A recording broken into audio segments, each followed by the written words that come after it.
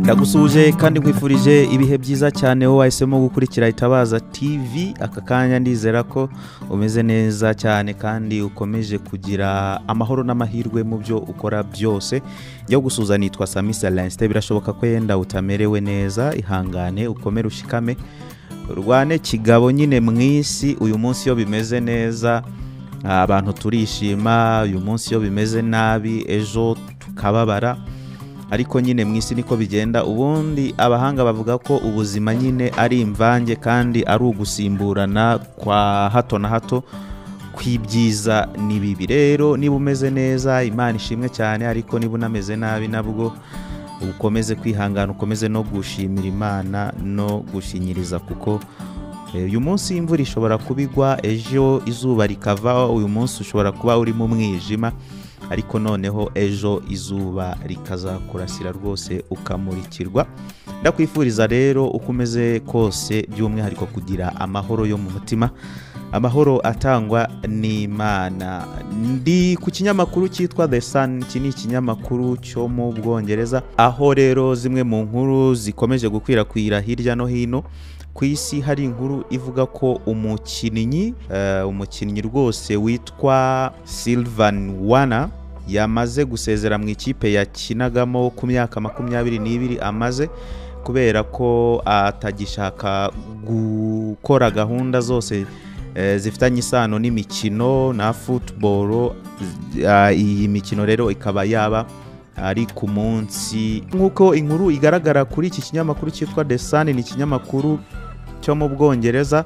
Igaragaza ko uyu mukinnyi we mu magambo bwite yavuze ati inahagaritse umupira, mpagaritse gukina umupira w'amaguru ku myaka 22 kugira ngo mbe umuyoboke, mbe umwizera mwiza w'itorero, kandi sinshaka gukina ku munsi w'isabato no gukora imyitozo ari ku munsi w'isabato, umunsi wagenewe ikiruhuko. Uyu rero akaba ari myugariro w'ikipe yarasanzwe akinamo yo mu Busuwisi. Yabaye rero myugariro w'iyo kipe yarasanzwe akinamo yo mu Busuwisi, kandi akaba na myugariro yigeze n'ubundi kwa myugariro w'ikipe yakomotsemo mu gihugu cy'iwabo mu myaka 2 ishize. Uyu Warna yaretse umupira w'amaguru afite imyaka 22 kugira ngo ajye abone uko yubahiriza gahunda yo kwisabato, yubahiriza umunsi w'ikiruhuko, abone nuko ajya muri gahunda y'amateraniro asanzwe aba kuri uyu munsi w'isabato. Kubera ko nk'uko ikinyamakuru The Sun kibitangaza, kivuga ko uyu mukinnyi yahagaritse gukina no gukora imyitozo kubera ko ikipe yararimo, ikipe nshyashya yarimo itamwemereraga kuba atakora imyitozo cyangwa ngasibe imikino ari ku munsi w'isabato, nk'uko bitangazwa n'iki kinyamakuru. Ntabwo muri iyi nkuru nabura kukubwira ko uyu nguyu Sylvain Wana yarasanzwe akinira ikipe y'abatoya, ariko akaba yarimo agana ku masezerano ye yo kujya mu ikipe y'abakuru. Ikindi yenda nakubwira nuko muri Nzeri yerekeje mu ikipe yo muri Australia, asinyamo amasezerano y'imyaka 2, hanyuma ubu rero akaba yiteguraga kujya mu ikipe y'abantu y'abakuru, kuko ku myaka 22 yaragikinira mu ikipe y'abatoya. Wana rero mu minsi ishize mikeya ejo bundi yarashimangiye ati ndi umukristo wubaha Imana kandi nasomye Bibiliya, impa inyigisho zitandukanye bituma mbasha kugira ibyemezo mfata bijyanye n'ubuzima bwanjye bwite. Mu magambo ye akomeza avuga ati nifuza gukurikira Yesu Kristo nk'umwami n'umukiza wanjye, kandi kubera iyo mpamvu murabizi ko Bibiliya itwigisha ko hari umunsi w'ikiruhuko. uwo munsi rero w'ikiruhuko akaba ari ingirakamaro cyane kuri njyewe, akaba atari umunsi nafata gutyo gusa ngo abe ari umunsi natesha agaciro. Agakomeza avuga ati nk'umukinnyi w'umupira w'amaguru ibi ngibi bifite icyo bivuze gikomeye cyane ku buzima bwanjye. Ntabwo nshaka kuzongera gukora imyitozo cyangwa gukina mu buryo bwa kinyamwuga ari ku isabato. Niyo mpamvu rero nifuza guhagarika ibijyanye n'umupira w'amaguru byose. Akakomeza avuga ati iki nicyo cyemezo cyanjye gikomeye kandi ni icyemezo cyanjye ku giti cyanjye, ni icyemezo nagezeho mu minsi ishize. Wana yakomeje gutungura abantu benshi avuga ati ntabwo ndi umuyoboke w'idini iryo ari ryo ryose, ariko ndashaka gukurikiza icyo Bibiliya ivuga. Agakomeza avuga ati ubwo nsezeye rero mu mupira w'amaguru ndifuza gushimira abantu bose twabanye mu gihe nari nkiri mu mupira w'amaguru. Abo barimo abayobozi banjye, barimo abakozi bitaga ku ikipe n'amakipe atandukanye nakiniye. Ati kandi ndashaka gushimira cyane abantu bose babanye nanjye muri urwo rugendo kandi banshyigikiye mu mwuga wanjye wa siporo, bakanamfasha kugira ngo iyi mpano mfite yo gukina umupira itere imbere.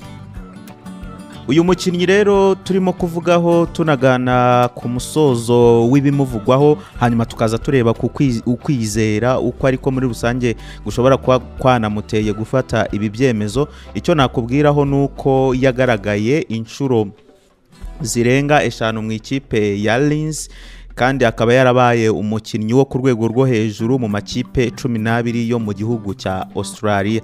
Yanyuze mu makipe atandukanye muri clubs z'amakipe atandukanye y'abakiri batoya mu gihugu ayo makipe atandukanye abamo mu gihugu cy'Ubusuwisi, kandi yakinnye imikino 49 ikomeye muri Super League Club yo mu gihugu cy'Ubusuwisi. Hagati aho ngaho ikinyamakuru The Sun kikavuga ko Wana ari umwizera w'itorero ry'Abadventiste b'umunsi wa karindwi, kikavuga ko rero ariyo mpamvu ashobora kuba yafashe uyu mwanzuro, kuko itorero ry'Abadventiste b'umunsi wa karindwi riruhuka ku isabato nk'uko n'ubundi ari Abadventiste b'umunsi wa karindwi.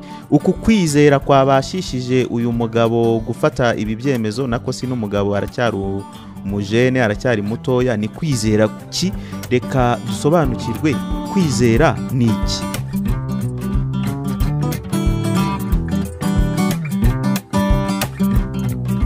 Kwizera icyo ari cyo, ibyitegererezo by'abizera nyakuri. Urwandiko rwandikiwe Abaheburayo igice cya 11.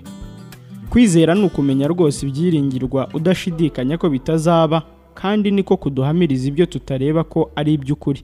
Icyatumye abakera bahamywa neza nuko bari bagufite. Kwizera niko kutumenyesha yuko isi yaremwe n'ijambo ry'Imana, nicyo cyatumye ibiboneka bitaremwa mu bigaragara. Kwizera niko kwatumye Abeli aha Imana igitambo kiruta icya Kayini kuba cyiza, ni nako kwamuhaye guhamywa ko ari umukiranutsi ubw'Imana yahamyaga ko amaturo yari meza, kandi niko kwatumye nanone akivuga nubwo yapfuye. Kwizera niko kwatumye Henoki yimurirwa mu ijuru ngo adapfa, kandi ntiyaboneka kuko Imana yamwimuye, kuko yahamijwe atarimurwa yuko yanejeje Imana.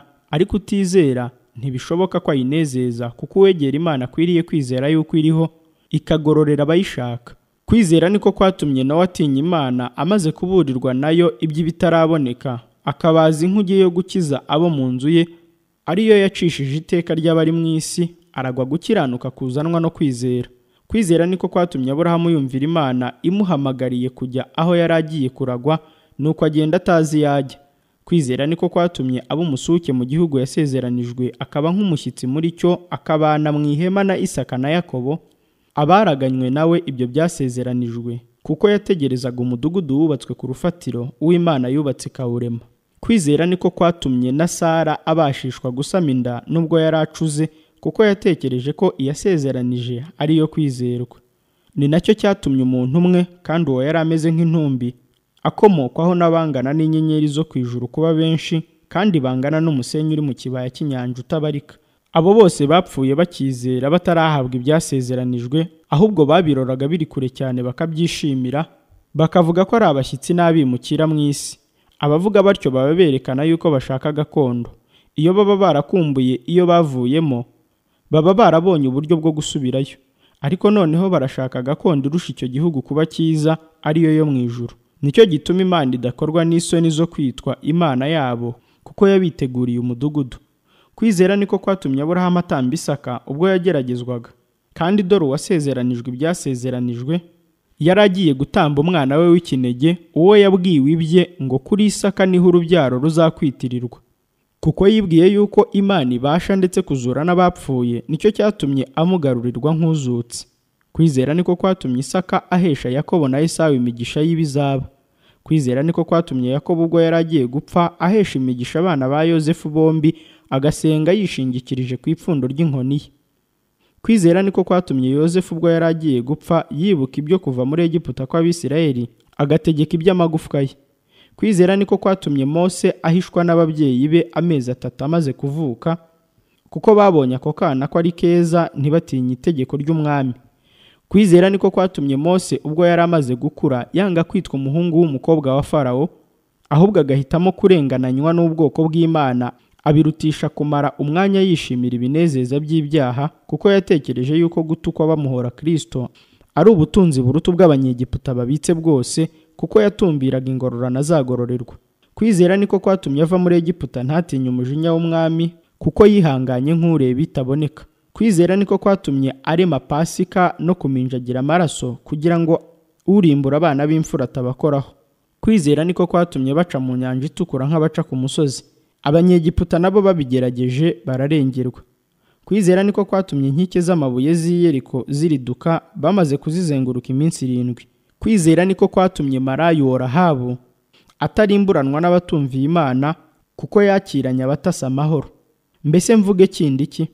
Igihe cyandenga mvuze ibya Gideyoni n'ibya Baraki n'ibya Samusoni n'ibya Yefuta n'ibya Dawidi n'ibya Samweli n'iby'abahanuzi baheshejwe no kwizera gutsinda abami no gukora ibyo gukiranuka no guhabwa ibyasezeranijwe no kuziba iminwa y'intare no kuzimya umuriro ugurumana cyane no gukira ubugi bw'inkota no gukurwa mu ntege nke bagahabwa imbaraga nyinshi no kuba intwari mu ntambara no kunesha ingabo z'abanyamahanga.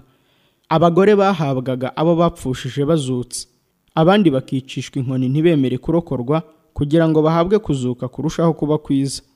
Abandi bakageragereshwa gushinyagurirwa no gukubitwa ibiboko ndetse no kubohwa no gushyirwa mu mazu y'imbohe. Bicishwaga amabuye bagakerezwa inkerezo, bakageragezwa bakicishwa inkota, bakazerera bambaye impu z'intama n'iz'ihene banyazwe byose, bakababazwa bakagirirwa nabi. Yemwe n'isi ntiyari ikwiriye ko bayibamo. Bazereraga mu mashyamba no mu bihanamanga no mu mavumo no mu masenga. Abo bose nubwo bamaze guhamywa neza kubwo kwizera kwabo, nyamara ntibarahabwa ibyasezeranijwe, kuko Imana yatugambiriye ikirushaho kuba cyiza, kugira ngo abo badatunganywa rwose tutari kumwe.